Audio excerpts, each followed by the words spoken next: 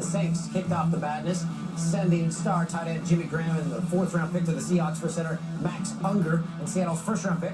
Three-time Pro Bowler, Graham signed a 4-year, $40 million extension with the Saints last July, and has 51 touchdown catches over his 5 years in the league.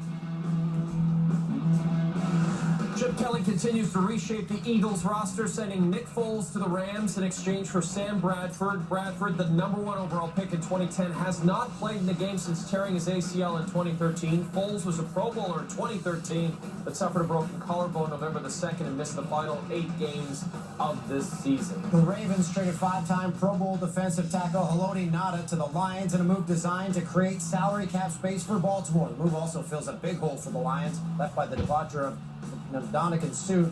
Ngata due $8.5 million next season with a $16 million salary cap hit. Darrelle Revis going back to New York, according to his agents. The 4-time All-Pro headed back to the Jets on a deal that reportedly guarantees him roughly $40 million. He previously spent 6 years with the Jets, making 4 Pro Bowls, winning the AFC's Defensive Player of the Year in 2009. Of course, he was with the Patriots last year for their Super Bowl win. Said, "I want to thank Pats and Pats Nation for an unbelievable year in New York. I'm coming home." Thought to be headed to the Eagles, Frank Gore had a change of heart and agreed to terms with the Colts. The deal reportedly for 3 years and $12 million. Gore spent the first 10 years of his career in San Francisco, is one of only 20 players in NFL history to reach 11,000 rushing yards. Dan, the news keeps coming fast and furious. By the way, Furious 7 in theaters this summer. Andre Johnson close to joining his college roommate with the Colts. Day after being released by the Texans, Johnson flew to Indy to meet with Colts ownership.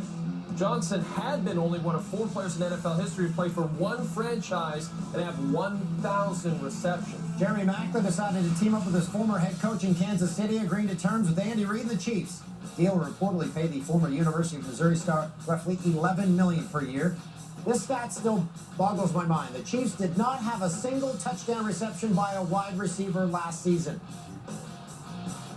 Former Ravens tight end Owen Daniels agreed to a 3-year deal with the Broncos Tuesday. Daniels has played under new Broncos head coach Gary Kubiak. All 9 of his seasons in the NFL were with the Texans and the Ravens. Daniels filling the hole left by the departure of Julius Thomas to the Jaguars. But there's more.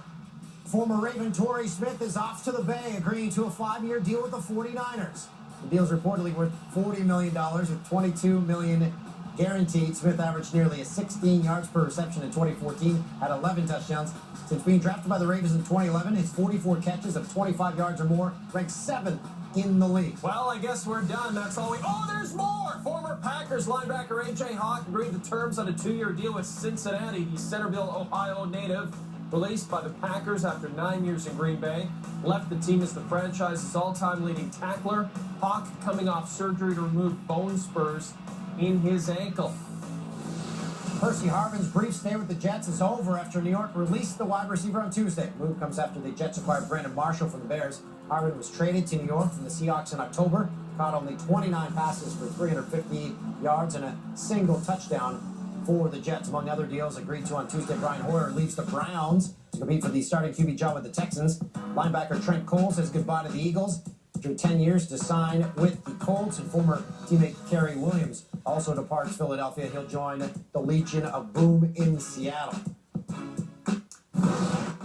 Well, there was a retirement as well on Tuesday. Jake Locker calling it a career after 4 injury-filled years in the league, all of which he spent with the Titans. The reason, pretty simple.